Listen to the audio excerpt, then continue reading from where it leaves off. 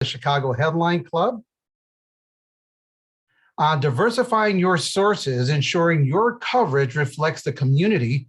Tonight's event is on Zoom and is available on the Chicago Headline Club's Facebook page. Joining me for tonight's discussion are panelists, Adam Rhodes of the Chicago Reader. Oh, my screen just went kaput on me. Okay, Adam is a queer, non-binary, first-generation Cuban-American journalist. Rhodes is currently a social justice reporter at the Chicago Reader, where their work centers primarily on queer people and people of color. Their recent work has examined HIV treatment access in Puerto Rico, racism in Chicago's principal queer neighborhood, and most recently, HIV criminalization in Illinois. Alongside the Reader, Rhodes has been published in outlets including BuzzFeed, News, and the Washington Post. Next is Caroline Bauman of Chalkbeat. Caroline connects Chalkbeat with her readers as the community engagement manager. She previously served as Chalkbeat Tennessee's community editor and reported on the state-run Achievement School District. Bauman has a master's degree from the University of Missouri as a Thurgood Marshall Fellow. And lastly, Marissa Nelson of WTTW. Marissa is an associate producer at WTTW Chicago Tonight. There she leads WTTW's news efforts to track sources across platforms, which is used to identify ways to diversify sources and make its coverage more reflective of the communities WTTW News serves. Marissa is a graduate from DePaul University, where she helped found the school's online magazine, 14 East. She was later its editor-in-chief. So welcome everybody to tonight's conversation. All right. Well, let's get started real quick with Caroline. The tracking of the diversity of sources. When did this effort start, and why did newsrooms feel this is needed now? Yeah, and thanks for having me, everyone. I'm excited to be a part of this conversation. I think it's a hot topic. A lot of newsrooms are either starting or restarting tracking source diversity and auditing their sources. And so I'm not based in Chicago, but I work really closely with our Chalkbeat's Chicago Bureau, and I'm just thrilled to get to crash on a Chicago conversation and be here. So it's a really important question, and I think I'll answer it in twofold. I'll answer it from a Chalkbeat perspective, and I'll also answer it from an industry perspective. So at Chalkbeat in 2018, we said we really want to do a better job of knowing the diversity of our sources and our stories, but that feels really daunting. That feels like a really big task. We don't know how to do it well. We don't know what tools to use. We don't know how other newsrooms do this.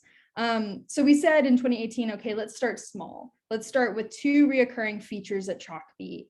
One of them is a Q&A with educators, and one of them is like a first-person essay series. So both of them were like single source, very manageable bodies of work within Chalkbeat to look at. And so we retroactively tallied, we recontacted folks if it wasn't, abundantly clear how they identified, and we looked only at race, ethnicity, and gender for those audits. So we did that at 2018, 2019. We learned a lot. We saw that we were definitely underrepresenting Black and Hispanic Latina voices when compared to the school districts that we cover. That was an important metric for us to look at, right, as an education news organization. And we've continued, we no longer retroactively track, right? We ask sources in these series now as we go along a set of questions. We have them self-report. And so from Chalkbeat's end, we've continued doing that work with those two series, but we want to broaden the work to our whole body of journalism. And about a year ago, we partnered with the Rhodes Journalism Institute to do two things. One is to do a really good look at what's happening in the industry with auditing and to aggregate best practices. I'm going to share a link to that in a minute. We kind of tongue-in-cheek call it our audit of the audits. So we looked at 50, we heard from 50 journalists across the nation who are involved with source auditing in some capacity. We did a lot of interviews, and we basically just compiled best practices, right? And so we're using those best practices now to work with RJI to build a tool to make this more sustainable at Chalkbeat so we can truly audit sourcing across our journalism. And we're also going to make that tool free for other newsrooms to use. That's the goal. So two sides of that. Yeah. Well, Adam, let me ask you this. How has the Chicago Reader incorporate the tracking of sources to make sure they're diverse? Yeah, so I think this is definitely something that the Chicago Reader is focusing on under our new leadership, Karen Hawkins and Tracy Bame. I think not just along with like our efforts to shore up like the inclusivity and diversity and intersectionality of the staff, we're also looking at the sources that we speak to, whether it's our music features, our culture and editor section, the like Chicagoans of Note stuff that we do. As it stands right now, the Chicago Reader doesn't have a formal system for tracking source diversity or anything like that. I'm the social justice reporter, so I think it's kind of inherent to my job to track that in my sources. So I believe I'm the only person who has like a formal infrastructure of how I do it. I think right now it's kind of on the reporters and on the editors to just do it as they see fit and as they see it's needed. But I know it's definitely something that the Chicago Readers it's one of the initiatives we're working on moving forward.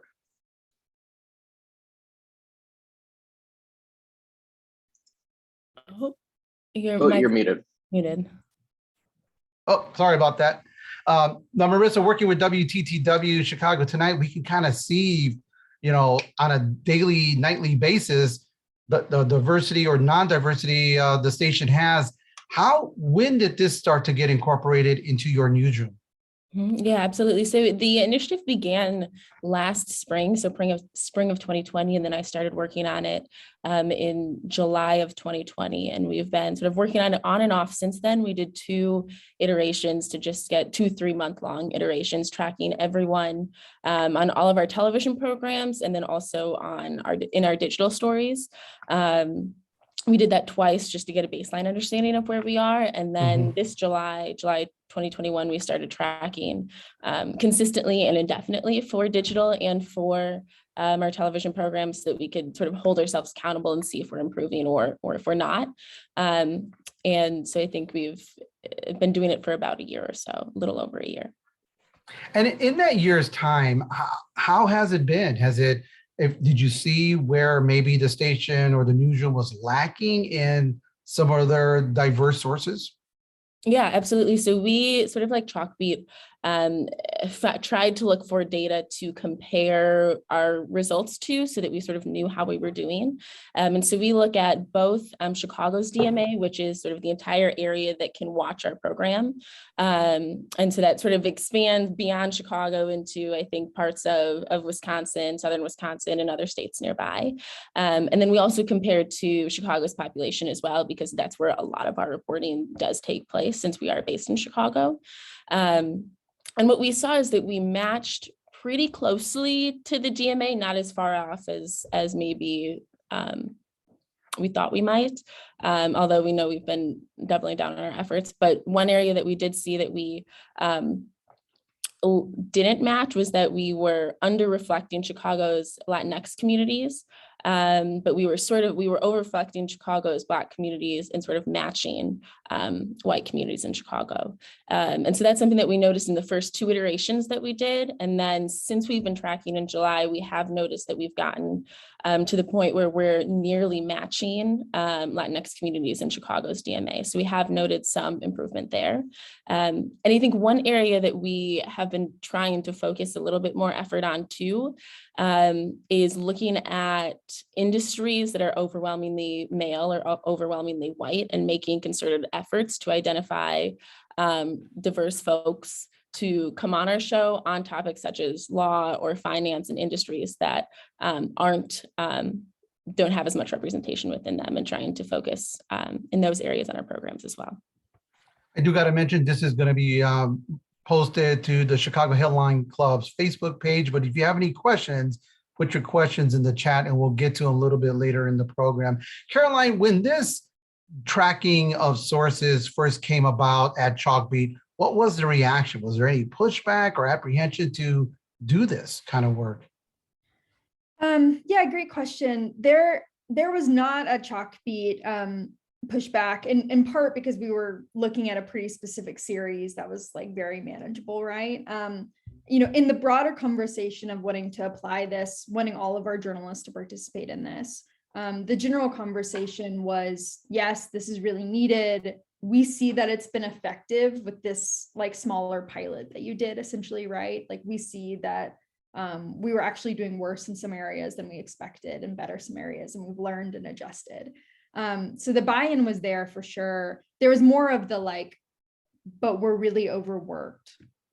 How are we going to make this easier for us, and how are we going to build in the time? And I think that's a really critical piece of this. I've interviewed a lot of newsrooms about how they do their source auditing work and how they build their infrastructure. And a consistent theme is most journalists who get into the journalism game hopefully have a heart for having representation within their stories. Like if you have to convince somebody of that at Chalkbeat, we would be like, maybe this is not a good fit, right? So that buy-in, I don't have as much practical to say on that, but the time thing I really do get.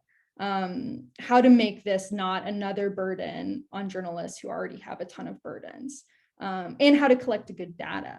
We don't want to create a system where our journalists are guessing because they're really overworked and there's not a clear set of guidelines for them. And so those are some of the big questions that we're working with the Reynolds Journalism Institute to try to solve at Chalkbeat. But I'd say across the board with the newsrooms that I interviewed and also at Chalkbeat, there could be pushback, especially this doesn't apply to Chalkbeat, but is a true theme from all of my interviews, in particular in among beat writers who maybe cover politics or I don't know, healthcare. We heard those instances where journalists were pushing back on their editors and saying, well, like our industry, what do you want us to do about this? We cover politicians, most of which are white and male in the area in which I live, which is a really good conversation for newsrooms to have, right? Because then those editors were able to work with that and say, well, are we just covering the lawmakers, or are we covering the people whom the laws affect? And if we want to do that, then like we should really care about the diversity of our sources. So I'd say that was a more common instance of pushback that I heard, and an example of how some of those editors handled that. I know reporters are creatures of habit, and we're all on deadlines, and we want to get to the story, report the story, and get it out there as quick as possible. And we don't like roadblocks, and anything that comes in between that can cause friction. So I know exactly how some people might feel. Well, let me ask you, Adam. When I think of diversity, some people might just be thinking it in terms of race. How do you see it when you're doing your stories?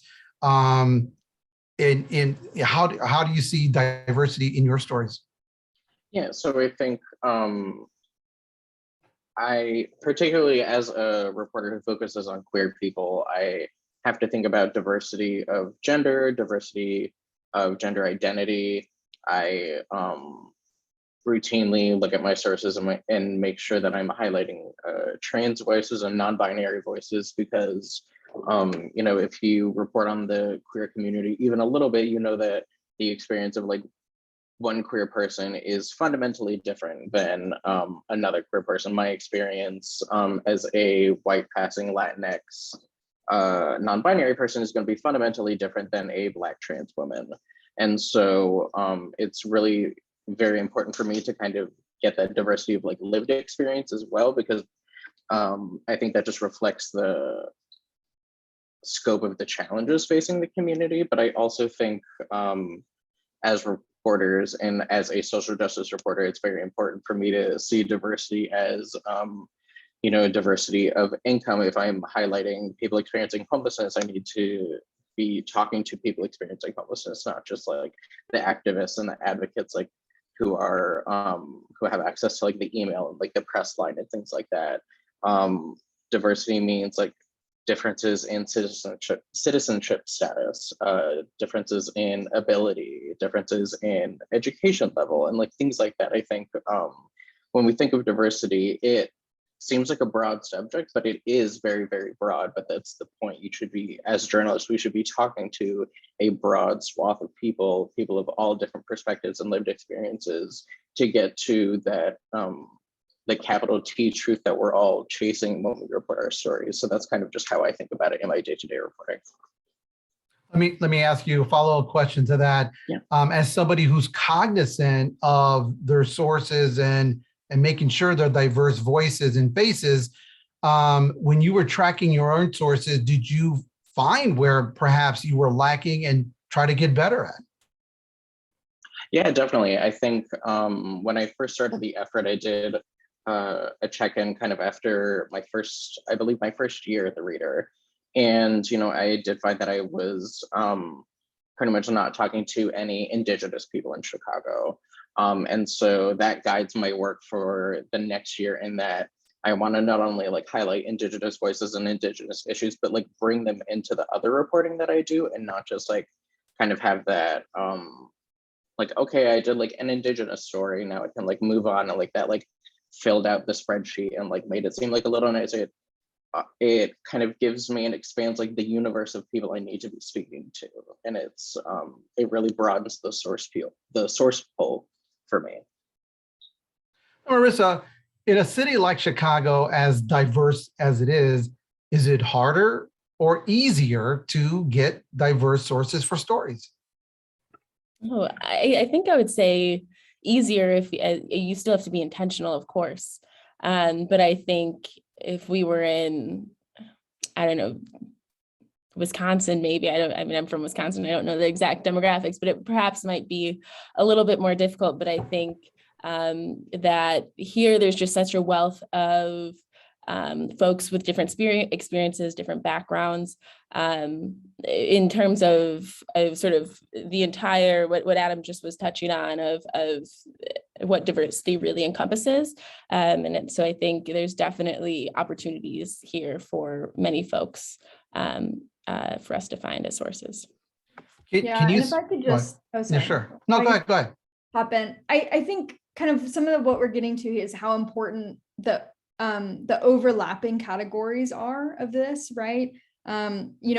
If we just look at the diversity of the race and ethnicity of Chalkbeat sources for the past couple of years, we might feel pretty good about that. But if we were to say, okay, but what types of sources are those voices representing, right?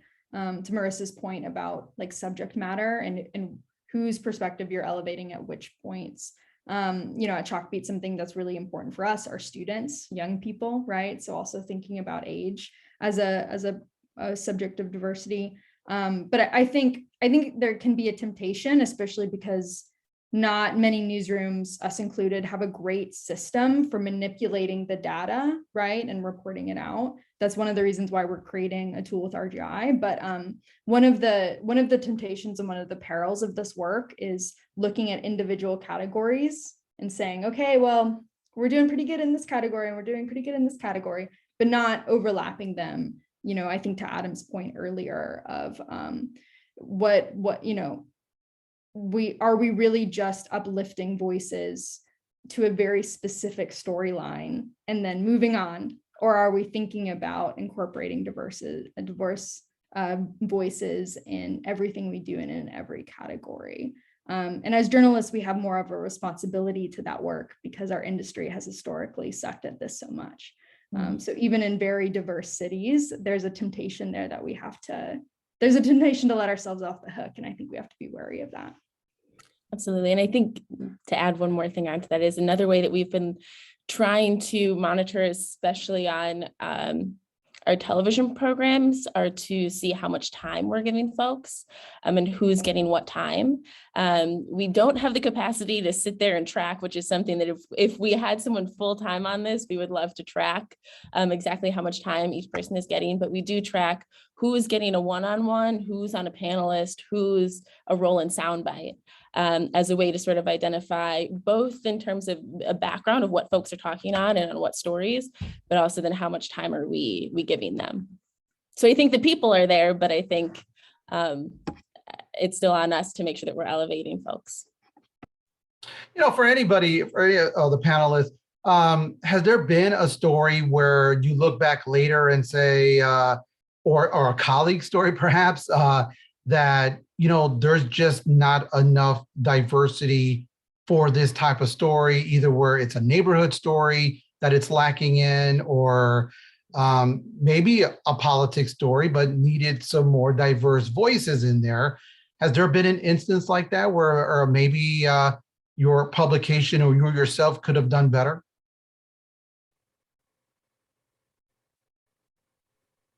Yeah, I mean, I'd love to hear from the rest of the panel on this, but I can start. I think if we're being honest with ourselves, we should feel that way probably weekly, if not daily, right? I mean, even just thinking about, it grieves me every time that we have a story at Chalkbeat that doesn't center students, right? Like, we exist to write about kids and learning. But that can happen pretty often because of the nature of a daily news cycle, even at a non-daily paper, right? Chalkbeat has a little bit more time on stories usually. But that can happen often. And I think to more specifically answer your question, there's another temptation to kind of drill down on specific stories or specific storylines. But I think what we're talking about here is like a bigger cultural shift that has to happen within news organizations, of which source diversity auditing is a very small piece. We can improve the diversity of our sourcing, but if the stories that we still tell are from mostly white journalists centering a mostly white and middle upper class perspective, how much does it matter if the diversity of sources is slightly better? Do you know what I mean? And so I think that that's part of this conversation as well, is how is your newsroom culture shifting, and the themes of your story, like the really hard work that's, takes generations, like how are we moving toward that? In addition to like, keeping, thinking through like, man, I really wish that story had some students. It really needed some student voices, Yeah, I was going to ask that, because is this buy-in of having diverse sources for stories easier if on the front end you have a diverse newsroom? What do you think about that, Adam? I think the buy-in is definitely easier if it's a diverse staff, because I think any newsroom that has a diverse staff, whether like the Chicago Reader is the most diverse it's ever been right now, and I can't think of a group that has said yes quicker to this kind of thing. When we like mentioned, it was like, hey, we're interested in doing like a source audit to see who we're speaking to, like everyone just like lit up. And I think that really speaks to the makeup of the staff. And I think like as marginalized people, we understand the feeling of not being included. And so I think or like not having our voices represented. And so I think when organizations commit, even in some capacity, to like pay attention to it, people of diverse lived experiences and of like marginalized identities are going to kind of jump at the chance to be more mindful of that, and to kind of like have that concrete information about how we're doing as journalists. Yeah, when I talk about this, I often bring up a story of my family, which is that when my family moved to a small southern town from Puerto Rico, the local news paper wrote a story that said Puerto Rican family moves to town. That was like the big headline, right? And it's like everything you would imagine it to be. It's truly a piece. It's actually what propelled me into journalism, right? Finding that photocopy of an article years later. But that story was full of diverse voices, right? You had young Latino women, right, talking about their lived experiences, but the framing of the article was all wrong, right? And so to answer your question, yes, it's easier to get buy-in, but also like the work will be better with diverse staff. I mean, also too, you also have to be paired up with the right editor who sees the value in having diverse voices. Have you had to deal with an editor who you're trying to either in Chicago or elsewhere, where you're trying to get sort of a diverse pool into your stories, and maybe there was a pushback saying, well, why are you going with that? He's not the most qualified person to answer this question from his perspective. And there was some, maybe pushback from the editor point of view. Any kind of experience like that and from any of your parts? I can kind of speak to this.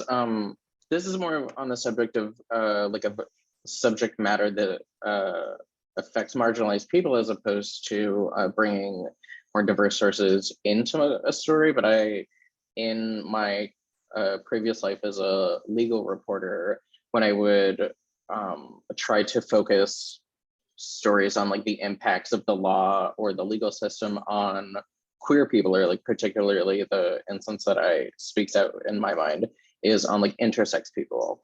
I distinctly remember an editor telling me, it's like, that's not a big enough issue for like us to care about right now. And like literally what convinced this person to like greenlight a feature about some like medical malpractice issues related to intersex people, the thing that convinced them was that like the amount of intersex people in the US are the amount of like is equal to the amount of redheads. And so like but like in that situation, it is very much like an ideological, like this person frankly like does not feel like they're going to get it. It's not something they're committed to. And so, I'm in Chicago for a reason, I would say. But yeah, I've definitely had to kind of educate the editors that I've worked with on certain situations, but I've also had editors who like through the editing process have been like, hey, like you give this source a little more time than this source, like have out a little more from this person. It's like, oh, like, the first 3 people that you quote in the story are men and the women are at the bottom of the story. So like, let's move them up and things like that. So I've had like different experiences, but like in the times that the editors have been really attuned and really attentive to that, the stories have been elevated. So again, the work improves once like you start caring about that. Marissa, you were saying earlier that before when you started tracking this, you found that you were lacking in discussion or talking to Latinx people. How has having this diversity source tracker resulted? Are you seeing more Latinx people on the show? Yeah, we've seen that we've increased Latinx folks to match or nearly match with Chicago's DMAs. It varies month to month. And I think that once we sort of finished the few iterations, we presented everything to the newsroom because it's something that I track individually, and then I sort of will check in with the staff as we sort of on a monthly basis or so. Of how we're doing. And it was something that we brought to the staff and presented that this was an area that we needed to improve on, and this was one of our goals. And so I think then everyone on board knew that was sort of while we want to be diverse in all folks that we're having on in the many different ways that we can be. It's also connected to our strategic plan at WTTW more broadly is focusing on diversity in terms of race. And so that's why that was also a priority for us. And so I think then having that understanding between everyone, that was something that we needed to focus and improve on was really helpful. And so far we've seen improvement. Great. Now, I see a lot of people who are listening to this conversation. If you have a question for any of our panelists, please write those in the chat and we'll get to them as quickly as possible. My next question, Caroline, when you were in Tennessee, how did you do diversity tracking there in Tennessee or no? No, we kind of had so I guess there are multiple life stages of this usually, sure. Right? So a lot of times newsrooms will start, like Adam did, right? Where they're saying, this is my thing, I'm going to do it on my own. There's not a newsroom structure, but I'm going to do it. And so we've had those one-offs at Chalkbeat for sure. I did it for about a year. Our national team, when I was a reporter, our national team has done it kind of on a year-to-year or month-to-month basis. And those efforts are really important and often do really help us hold our own selves accountable, but again, we just found like devoid of a company-wide accountability system, devoid of a company-wide investment. I'd be curious to hear from Adam, but it was just a lot of work, right? And so we did it in like small doses in our Tennessee bureau, but it wasn't consistent over time, right? And it wasn't Chalkbeat wide. And so those are the things that we're trying to get to now. Right. Well, let me ask you, Adam, or anybody who wants to join in, but when you're thinking about a story now that you want to do about any issue, are you thinking in terms already on the front end, who am I going to talk to? I mean, you're always thinking about that, but now, can I make this story as diverse as possible? Or do you still have stories where this could be lacking in diversity, but it's still a story I have to tell? How do you balance the two? Yeah, that kind of brings to mind a story I reported relatively early on in my time at the Reader, and it was about sexual abuse allegations at Moody Bible Institute. Kind of on that subject, there was only one person of color in the story, but unfortunately, I believe it's 96% of like the student body at Moody Bible is white students. So like in that capacity, you had to balance like there was a very specific set of circumstances to report on here. And in that situation, like, does it do a disservice to the person of color that I'm seeking out? Are they being tokenized in that scenario just to be like, we need a diverse voice in this one particular story? Or, do I kind of let this story or let the sources like lead me to the appropriate people involved? And it just happened that, like the students like leading the crop of like speaking out about sexual abuse, only one of them was a person of color. And like to a certain extent, I can't control that, but I can just be like, mindful of the stories that I pursue then after that. All right. And I had a story, I'll admit to it. Last year, leading up to the presidential election, I was asked to do a story on the Catholics, specifically Trump supporting Catholics and their views on things. And so as I'm writing the story, doing the story, we have to do both web and audio. The web story had diverse voices, but the audio piece was mostly white people. And it was all white people, white women or white men. I told my editor this, but we have to balance what they were saying, the importance of what they're saying, pushing the story along, the time we had, and it came out like I was cringing, but we still have to do it. So that even in a diverse city like Chicago, you try your best effort, and sometimes it can, if you had more time or you're butting up against deadlines, sometimes you can. I'd say the story on its face was very good, but when it comes to diversity, probably lacking very much. And I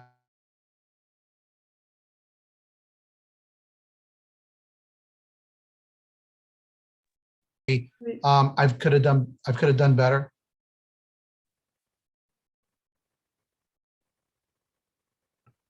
Uh-oh. We lost you for a second, but you're back. You're back. I'm now. back. I'm back. Sorry about that. I was just saying, is there a story where I was kind of being critical of a story I did where it was lacking diversity? Have you had any stories looking back in some of the stories you produced where you could have done better? I think I can speak first to, I did in school when I was studying at DePaul, we were assigned to do a source audit of our own work. And I think it wasn't one specific story, but I noticed a trend in my work that if I was doing a breaking news story or a story that I had to turn really quickly, that my sources were overwhelmingly white and overwhelmingly male. Whereas if it was a story that I had more time on and I spent more time on it, it tended to be more inclusive. And I also noticed that on stories that didn't have to do with identities, I was often more white and more male on those stories. And so that was something that I noticed sort of across the board. That was, of course, I think is why doing a source audit at any level is important, because I was quite disappointed to realize that I was doing that, because I think I thought on a surface level that I was being inclusive in the folks that I was talking with. So that's not a specific story, but I think a trend that I saw in my work was that when I needed to turn something quicker, I was going with more white, more male sources.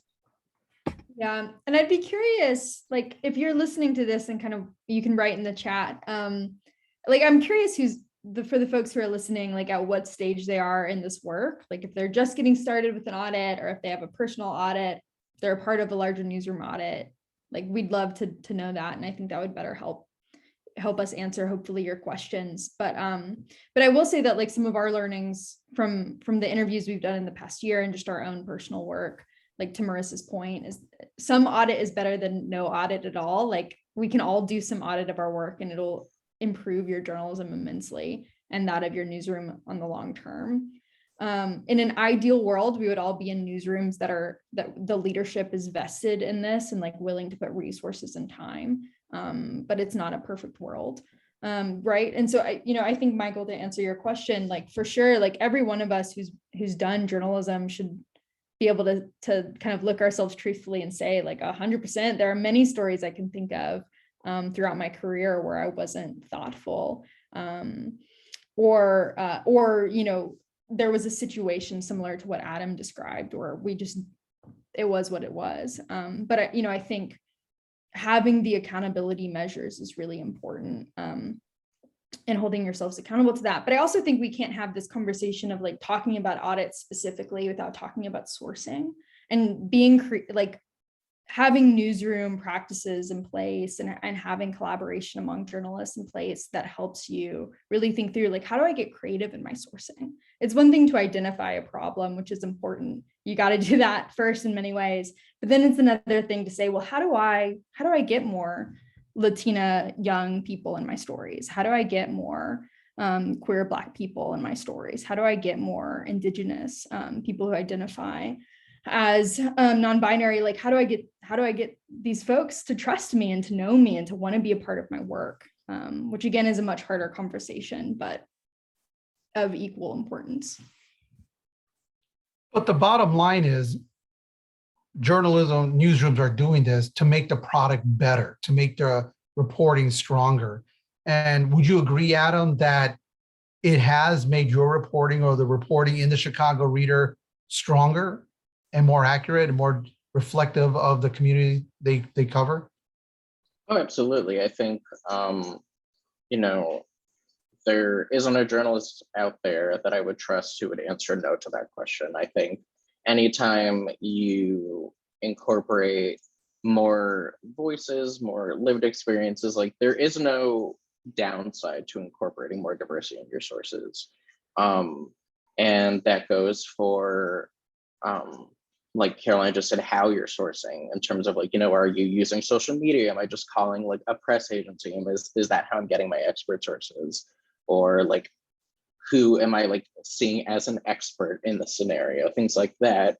But it's absolutely improved my work. Going back to one of the things mentioned in my bio, the story about racism in the North Hollister community in Chicago. Obviously, the story lent itself to having diverse voices because it was focused on the lived experiences of people of color in the community. But like, the story changed the amount of people I spoke to. There were, cisgender Black people who said, like, well, I have experienced racism, but nobody has been transphobic to me. But then there were Black trans people who were disproportionately impacted. There were Black women who were told they were not allowed to get, or so there was just like so much layering and overlapping identities that had I just listened to, like Black gay men or cisgender Black people or, like light-skinned Black people, I wouldn't absolutely not have gotten the story that I had. I think the bottom line is every person that you speak to, especially news sources, is a conduit to additional stories. you know, if you're looking in the same areas, talking to the same people, you still may get good stories, but you're not going to get more stories. So I look at every person as like, you know, looking under a new rock. You find something new on there. What about building of diversity sort of data banks? Do you do that? Is that something that is available in your newsrooms where a reporter who maybe is struggling with finding a particular voice they can access? How about you, Marissa? Do you mean in terms of sort of a Rolodex of folks we can right. turn to? Yeah. I think so. I think I think we ultimately have one Outlook sort of contact book that we share, but not everyone updates that. And so we'll sort of go to folks who are on a specific beat if we are looking for folks. But I think one thing that has been really helpful for us to identify folks in new ways has been we have our Chicago Tonight in Your Neighborhood series, which every Thursday we go to a different community area, talk with folks during the day, host the show there live at night. But what that's enabled us to do is connect with probably 6 to 15 people every Thursday. And it's often not people that we found online. It's often people that we're calling organizations. They're connecting us with other community leaders in the area. And I think that's been a key way for us to find and identify folks who have a wealth of knowledge on a variety of topics that we otherwise wouldn't have connected with. And we've been saving those contacts so that now, even if we're not doing our In Your Neighborhood series, but we're doing a panel discussion about a certain topic, and there's someone from West Garfield Park that we think would be great to speak on it, we know who that person is, and we now have their cell phone, so we can call them and ask them to join the panel. And I think that's been something that has been really helpful. Yeah, Nice. Michael, I'm so glad you asked this question. And I think what Marissa just described is such a smart strategy. I will say that for us in our interviewing other journalists doing this work, like one of the smartest strategies that we've picked up from other newsrooms is like thinking of this as a continuum, right? And I'd say Wisconsin Public Radio is probably like one of the bigger leaders in this space, where they really were so thoughtful from the very beginning about how to do a source audit over time, and now are building like a diverse source database out of those audits. And so that's what we are building at Chalkbeat, right? We're going to have like a question that you can add to your questionnaire, whether you send it directly to the sources or like say it verbally. That's essentially like, can we add you to our newsroom contact list? We might be in touch on future stories, and like building over time. If you're going to go through all of the work of auditing, like I just think it's so smart to also then build a database of sources that you can use across a newsroom over time. Well, let me ask this, maybe Adam, to get him back in the conversation a little bit. How, if you're talking to a young reporter, how do you go about finding diverse sources, especially let's say in the age of COVID, we're doing a lot of Zoom meetings, a lot of things that are virtual. That shoe leather you're not going out there as much. It's kind of lifting a little bit more, but it's got to be more challenging now given sort of the environment we're in. So if you're an inexperienced reporter, how would you go about finding diverse sources? I think, this has definitely come up in my work, especially in the age of COVID. It's not as easy for me to walk into an establishment, like a local community establishment, and like have that kind of conversation. But you can still interact with sources in a different way. I think I've always found it easier, and this is such like a stereotypical journalism answer, but like calling versus emailing is always going to be a lot better. I think I've always had even better interactions and better like connections with community organizations when I call, because there's something a little more personal about, like hearing somebody's voice and like hearing the intention in their voice, and just kind of explaining to something. Because also like, when you send an email, people like probably don't understand, or people may not have experiences dealing with reporters before. So like getting a media request can seem very daunting to them, as opposed to just getting a phone call. It's like, hey, I just really want to like talk to you about this. So I think, trying as much as possible to have a human connection with somebody, I think is one of the things that I've recommended the most and that has like really benefited my journalism the most, whether it's, like calling a US representative versus like emailing their press line, or calling the local like Black owned LGBT community center versus like calling the info line. It's just like, I think just being intentional and like making sure that, I think, just like being intentional about it is probably my biggest advice. And I think to go off of that, I think a big part, I think when you call someone or when you're more intentional, you're able to build that trust. And I think when we're talking about it on a larger scale, why this is important for us as an industry to be doing is because we've treated many communities very poorly over the years. And so I think in terms of if we're diversifying sources, the sources also have to trust us. And maybe they haven't ever interacted with the media. And if they have, maybe it's been really poorly.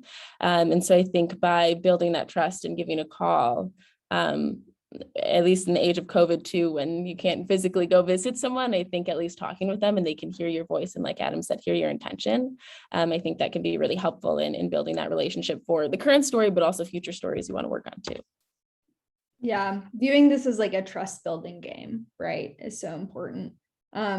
Just like one quick strategy I want to introduce is that in the age of COVID, we couldn't go to like school pickup lines and community centers, like very similar to Adam. What Adam described. And so something that we had done in the past, but really thoughtfully revamped during the pandemic was like surveys. We call them call outs at Chalkbeat, like Google surveys. Like this is not fancy work. Like this is free for anyone to use, right? Google Suite. But just really thoughtfully using Google surveys to try to reach as many people as we could, and listen to their questions and like produce journalism that listened to communities well and answered their really urgent questions at important moments in time. And so that's, calling people and focusing on relationships with people is like such a key strategy. I also think more newsrooms could better utilize surveys and be really thoughtful about like distribution partners. So you're not just like hearing from the same 20 people, that's not the goal. But we've had a lot of success with building diverse databases like from those surveys over time. We have a question from one of our viewers, Olivia. She asked, how can journalists who may not have leadership buy-in on audits, let alone assessing an individual source list, feel empowered to find support to be more intentional about diversifying their sources? Who'd like to take that? I think that's, it's tough because I think, so much of our lives as journalists, as like reporters, are really dictated by our editors, by like what their priorities are as editors. But also on that same token, I started my source audit at the Reader, like just like on my own. So I think there is a good amount of empowerment of just being like, I care about this. It's important to me and I want it to reflect in my sources. But I also think, for if you don't have like your editors buy-in, you can have like your colleagues buy-in. It's also great to have, to just like build coalition with your other reporters and being like, just because like X editor doesn't care about this, or, like the co-publisher might not care about this. But this is something that we all really care about. And I think there's just my inner union activist. Like I think the reporters are, if like enough reporters and enough like non-managers are have bought in, I think it's just like a no-brainer. I don't think management has a choice at that point. Yeah, it's such a hard, I 100% +1, everything Adam just said. I think this is such a hard question. And again, like in a perfect world, like we would all just be in charge, but we're just not yet. But we will be, right? Right. And so, I will say that like I'm a big ask for forgiveness, not permission kind of girl, right? And so like there are times when you should just do a thing that you're passionate about, knowing that your journalism is going to be better for it, and just like not really worry about the permission aspect. But that's not like, not everyone has that. That's not true in all situations, right? Because sometimes you have a manager who will like come down hard on you if you do that. So it's not true for all situations. It's been true for some of mine. But the other thing I'll say is like, depending on who your manager is and what they're motivated by, like we have really good data that doing this work grows your readership over time, right? And so like, if you need to go down that path, like if someone is not going to be convinced by the altruistic nature of this work, like they can sometimes be convinced by the like readership and money angle, and the data is there. Like that is a true statement, right? That doing this work, producing better journalism that impacts and like represents and answers the questions of diverse communities will grow your readership over time. But do you all feel you can really incorporate this effort in daily news coverage, say covering business or covering education, or politics, where you feel like you have like a homogenized group, but is it just merely telling sort of the story a little differently, not worse off, but actually making that story stronger? Marissa? I think so. And I think that's something that we're in our sort of latest iteration that we're doing continuously, is we've been trying to think about, one, how do we acknowledge for ourselves when we're talking to a public official, and that public official is who they are. But also so that we can sort of pull that data out to know, okay, out of all these government officials, this is what our makeup is. But I think we also need to think critically about, well, who are we elevating and who are we identifying as, say, expert sources, and who are we not, and how are we making those decisions? Because I think in any industry, I think there are ways to be inclusive in your reporting, even if it's sort of an overwhelmingly white and male industry. I think there are still folks to be elevated and folks doing the work, or folks impacted by the work that we can be talking with. And so I think it's maybe taking some more time, which I know we don't always have, especially in breaking news situations. So I guess if we flip it, putting in the work before there's breaking news, to either have a plan of how to identify folks, or having that Rolodex already of people that you can turn to when you need to. We only got a few more minutes, but I'll try to incorporate this question for everybody. So if you had to give, let's say start with Caroline, just 2 tips to up-and-coming reporter on how to better diversify your sources, what would those 2 tips be? Oh man, starting with me with a really hard question. That's mean. So, you know, my first tip would be, like, there is real momentum around creating systems of source auditing that are more efficient and like kinder on both newsrooms, like small and scrappy newsrooms like Chalkbeat, and individual reporters. And so my first tip is like to try to do something, to try your hand at something, right? Some audit is better than no audit at all, but also to like get connected with me. Like what we're building, what Chalkbeat is building at RGI, like our whole goal is to build it for people on this call, right? Who want to use it, who want to say, I want to do source diversity and auditing across my newsroom, but that feels really daunting and I don't have the right tool. Like, so that's tip 1. But then tip 2 is to like think, I don't know, what your beat is, but I'll talk about this from an education angle, right? Like to think really, really deeply about who are the people most affected by the policies and the politics of education that I'm covering. And am I listening to them, and am I answering their most important question? And so like tip 2 is to start with listening, right? To start with building a relationship and trust over time. Like I think it's the reason a lot of us got into this work is because we really love people and we want the world to be better for them. And so like lean into that part of yourself, right? And that'll pay off over time, even if it's slow work at first. Adam, a couple of tips for a young reporter, inexperienced or inexperienced reporter. A couple of tips. Yeah, totally. So just speaking from like the social justice angle, I think the best people to interview are not like the CEO of like the LGBT community center, but like the people who are like on the ground activists, the people who are like going to be like more particularly individually impacted by things. I think the second that like you start looking deeper at who is really the most impacted or disproportionately impacted by things, that's when you're going to get greater diversity. That's when you're going to get a variety of lived experiences in your stories. And yeah, I just want to echo that, like, even really caring about it is like, that's kind of sometimes the biggest hurdle for people. And especially in this industry when like people haven't cared about it for like so fucking long. Like, I think caring about it, like no audit is, or like some audit is better than no audit. Like giving at least like some attention to this and like having like even like a small like light bulb go off in your head that like, hey, this is important. Like that's a step in the right direction. So, and also I just want to say like, diversity is like you said, Carolyn, like diversity is a continuum. Like there is no point in my writing, in my reporting where I'm gonna be like, ah, yes, I have achieved diversity. Now I'm done. Like it's, I have I'm arrived.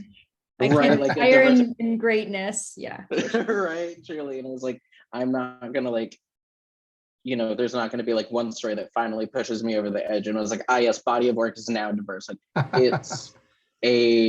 it's something that I think about with every single story, with every source that I interview.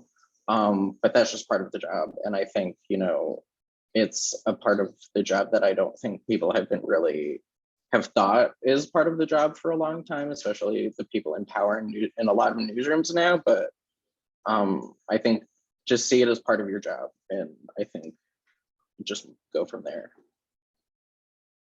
Marissa, you jump in with your couple of words of advice, Yeah, absolutely. And I echo everything that Adam and Caroline said. And Caroline, I'm very excited to dig into some of the resources that you're talking about as well and see how we can apply it to our work. I think my first piece of advice might be to put in sort of lay the groundwork that before you even begin your reporting, sort of do your research, of course, on sort of the topic, but also the folks that you can talk with. And maybe I think one helpful tip that I've used, and it can sometimes work, although sometimes people surround themselves with people that are like them, so it doesn't always work. But if you ask people that you're talking to, who else should I be talking to?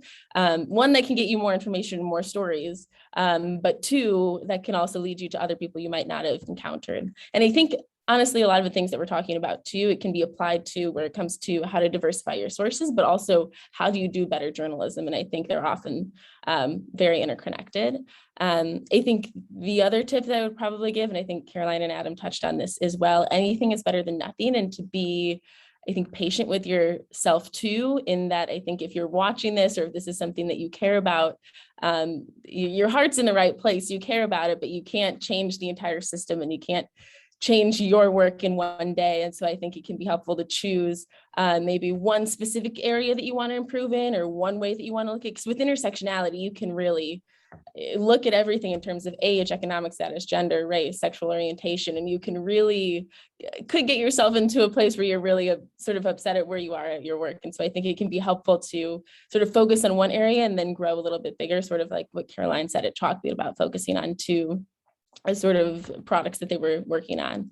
And so I think being patient and not biting off more than you can chew right at the beginning can be really helpful. I have just one really quick, easy question, Caroline, and for all the panelists, starting with Marissa, how can people get a hold of you? How can a person get a hold of you if they have a question specifically for you? Absolutely. With me, I will put my email in the chat. Okay. It's mnelson@wttw.com, but I'll put that there as well. And then also on Twitter, I'm by Marissa Nelson. So if you can contact me that way too. I see Caroline already put her email in the chat, so you're perfect, Caroline. Adam, how do people get a hold of you? Yeah, I'll do the same. I'll put my email and my Twitter handle in the chat, but I'm also at by Adam Rhodes on Twitter, so also pretty easy to find. I remember I was definitely part of like that trend, like when journalists were like, that was like their Twitter handle for a while. So I love like seeing other people with that. It's like solidarity. Yes, thank you. Right, right. Well, I want to thank all of our panelists, Adam Rhodes of the Chicago Reader, Caroline Bauman of Chalkbeat, and Marissa Nelson of WTTW Chicago tonight. I think it's been a fantastic discussion, very enlightening, very helpful. And thank you to the Chicago Headline Club. So for me, Michael Puente for WBZ, have a good night and thank you for watching. Thank you all. Yeah, thanks for having me. And thanks, Mike.